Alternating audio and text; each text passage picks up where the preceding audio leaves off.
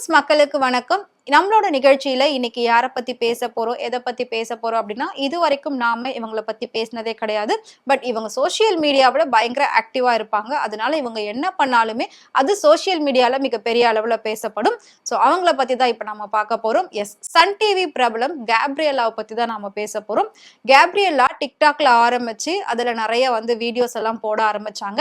ஆக்டிங்லாம் அப்படியே தத்ரூபமா பண்ணுவாங்க. இப்படி ஒரு திறமையா ஆரம்பத்துல அவங்க பண்ணதை பார்த்துட்டு எல்லாருமே இது யாரு லூசு மாதிரி இப்படி பண்ணிட்டு இருக்கா அப்படின்லாம் கேட்டுட்டு இருந்தாங்க. பட் போக போக பாத்தீங்கன்னா பயங்கர ஒரு ஃபேன் ஃபாலோயிங் அவங்களுக்கு இருக்க ஆரம்பிச்சது. அவங்களோட திறமையானது வெளியே தெரிய ஆரம்பிச்சது, தனித்துவமா தெரிய ஆரம்பிச்சது. ஸோ இந்த அளவுக்கு ஒரு திறமை உள்ள பொண்ணு கண்டிப்பா இன்னும் நல்ல இடத்துக்கு போவாங்கன்னு சொல்லி அவங்களோட ஃபாலோவர்ஸ் எல்லாருமே அவங்களுக்கு விஷ் பண்ணிட்டு இருந்தாங்க. அதுக்கப்புறமா டிக்டாக்கை பேன் பண்ணாங்க, மியூசிக்கலில வந்தாங்க. ஸோ அடுத்து ஒவ்வொரு விஷயமா அவங்க இதே மாதிரி சோசியல் மீடியாவில் என்னென்ன வருதோ அதெல்லாம் பண்ணிட்டு இருந்தாங்க, ரீல்ஸ்லயும் பண்ணிட்டு இருந்தாங்க. அதுக்கப்புறம் திடீர்னு பாத்தீங்கன்னா அவங்களுக்கு ஒரு சில பட வாய்ப்புகள் வந்தது. பட வாய்ப்புகள் வந்ததுக்கு அப்புறமா அவங்க ஒரு சில படமும் பண்ணியிருந்தாங்க. அதுல குறிப்பா பாத்தீங்கன்னா நயன்தாரா நடிச்ச ஐரா படத்துல ஒரு கேரக்டர் பண்ணியிருப்பாங்க. அதுக்கப்புறமா காஞ்சனா 3லயும் ஒரு சின்ன ரோல் ஒண்ணு பண்ணியிருப்பாங்க. அதே மாதிரி இன்னும் ஒரு சில படங்கள்ல சின்ன சின்ன ரோல் எல்லாம் பண்ணியிருந்தாங்க.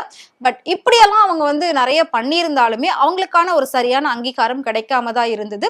அவங்க பார்க்க கலர் கொஞ்சம் டார்க் கலர்ல இருக்கிறதுனால எல்லாருமே அவங்கள கேலி கிண்டலா பேச ஆரம்பிச்சாங்க. இந்த பொண்ணு இப்படி கருப்பா இருந்துகிட்டு என்ன ஆட்டம் ஆடுது பாரு, இது எப்படி பண்ணுது பாரு, இது எப்படி பேசுது பாரு அப்படின்லாம் அவங்க உருவ கேலி செய்ய ஆரம்பிச்சாங்க. அவங்க கலரை வச்சு எல்லாருமே ரொம்ப அவங்கள கேலி கிண்டலா பேச ஆரம்பிச்சாங்க. சோ பொதுவா ஒரு விஷயம் சொல்லுவாங்க, எந்த இடத்துல நாம அவமானப்படுறோமோ, எந்த இடத்துல நாம விழுறோமோ அங்கேயே தான் எழுந்துக்கணும். சோ எங்க நாம அவமானப்பட்டோமோ அங்கேயே நாம ஜெயிச்சு காட்டணும், நிமிர்ந்து நிக்கணும் அப்படின்ற மாதிரி ஒரு பழமொழி சொல்லுவாங்க. சோ அதை தான் கேப்ரியலா இப்ப செஞ்சிருக்காங்க. சோ அவங்க எங்கெல்லாம் அவங்களை அவமானப்படுத்தினாங்களோ, அவங்க ஒவ்வொரு ஆடிஷனும் போகும்போதே கலரை வச்சு நிறைய இடத்துல ரிஜெக்ட் பண்ணிருக்காங்க. அந்த படங்கள்ல கூட இந்த மாதிரி ஒரு கலர்ல வேணும் அப்படின்றதுக்காக தான் இவங்களை சூஸ் பண்ணிருக்காங்க. பட் இவங்க நார்மலா ஒரு ஆடிஷன் போனா மேக்சிமம் அவங்களுக்கு ரிஜெக்ஷன் மட்டும் தான் எல்லா இடத்துலயுமே இருந்திருக்கு. அதை வச்சு இவங்க ரொம்பவே வெக்ஸ் ஆயிருக்காங்க. இருந்தாலும் நம்ம விடாம ஓடணும் அப்படின்னு சொல்லி தொடர்ந்து அவங்க தன்னோட திறமைக்காக ஓடிக்கிட்டே இருந்திருக்காங்க. அப்படி ஓடிக்கிட்டே இருக்கும்போது தான் அவங்களுக்கு சன் டிவில மிகப்பெரிய ஒரு வாய்ப்பு வந்தது. ஒரு சீரியல்ல லீட் ரோல் பண்ணக்கூடிய ஒரு வாய்ப்பு அவங்களுக்கு வந்தது. அந்த வாய்ப்பை சரியா அவங்க பயன்படுத்தி மிகப்பெரிய ஒரு நடிகை அப்படின்ற மாதிரி பேர் வாங்கியிருந்தாங்க.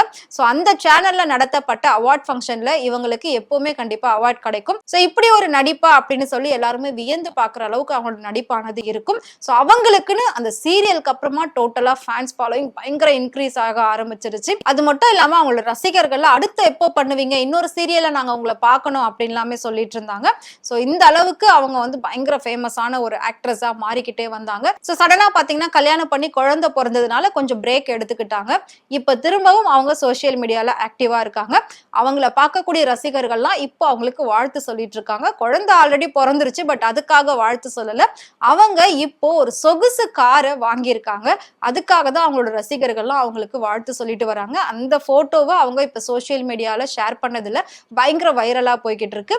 இவங்க ரொம்ப ரொம்ப நார்மலான ஒரு மிடில் கிளாஸ்ன்னு கூட சொல்ல முடியாது, அதுக்கும் கீழே தான் ரொம்ப கஷ்டப்பட்ட ஒரு குடும்பத்துல இருந்து வந்தவங்க தான். சோ அந்த மாதிரிலாம் போராடி பல அவமானங்களை தாண்டி பல கஷ்டங்களை தாண்டி இன்னைக்கு மிகப்பெரிய ஒரு அளவுல வந்திருக்காங்க அப்படின்னா அது அவங்களுடைய திறமையால மட்டும்தான். விடாமுயற்சி, கடின உழைப்பு, இது எல்லாமே சொல்லலாம். சோ இப்போ பாத்தீங்கன்னா சீரியல்ல இருக்கிறவங்களால கூட எல்லாமே நினைச்ச உடனே வாங்க முடியாது, காரு வீடு அப்படின்னு சொல்லி. பட் கேப்ரியலா இப்போ மிகப்பெரிய ஒரு சொகுசு காரை வாங்கியிருக்காங்க. என்ன கார் அப்படின்னா கியா கேரன்ஸ் ஃபேஸ் லிஃப்ட் அப்படின்னு சொல்லக்கூடிய மிகப்பெரிய ஒரு சொகுசு காரை வாங்கியிருக்காங்க. இப்போ கியா கார் பயங்கர ஃபேமஸா போய்கிட்டு இருக்கு.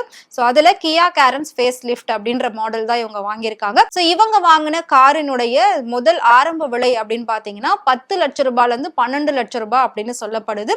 அதையும் தாண்டி இன்னும் அட்வான்ஸ் மாடல் இன்னும் அவங்க 7 சீட்டரா வாங்கியிருக்காங்க அதுல அப்படின்னா ஸோ அந்த காரோட மதிப்பு 20ல இருந்து 23 லட்சம் ரூபாய் இருக்கு. ஸோ அவங்க 23 லட்சம் ரூபாய் காரை தான் இப்போ பர்ச்சேஸ் பண்ணிருக்காங்க. அந்த வீடியோ தான் இப்ப சோசியல் மீடியாவில் ஷேர் பண்ணிருக்காங்க. சோ அதை பார்க்கக்கூடிய ரசிகர்கள் எல்லாருமே ஒரு சாதாரண குடும்பத்துல பிறந்து இன்னைக்கு 23 லட்சம் ரூபாய் மதிப்புள்ள கார் வாங்குற அளவுக்கு ஒருத்தவங்க உயர்ந்திருக்காங்க, ஒரு பெண் உயர்ந்திருக்காங்க. சோ அதை எந்த அளவுக்கு நாம ஒரு ப்ரௌடா ஃபீல் பண்ணணும் அப்படின்ற மாதிரி தான் எல்லாருமே வாழ்த்துக்களை தெரிவிச்சிட்டு வராங்க. சோ அவங்க குழந்தைக்காக தான் இந்த காரை வாங்கினதாமே சொல்லியிருக்காங்க. சோ தொடர்ந்து கேப்ரியலா இன்னும் மென்மேலும் நிறைய வளர்ச்சி அடையணும் அப்படின்னு சொல்லி ஃப்ரெண்ட்ஹுட் சார்பாகவும் வாழ்த்துக்களை தெரிவிச்சுக்கிறோம்.